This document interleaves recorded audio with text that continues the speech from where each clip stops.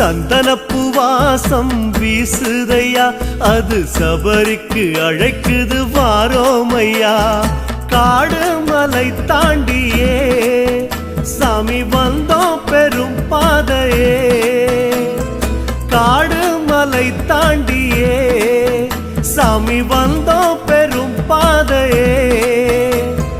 மாலையிட்டோம் எதுக்கு மணிகண்டா உனக்கு, பக்தி கொண்டு நடந்து வரோம் ஐயா, பள்ளி கட்ட சுமந்து வரோம்.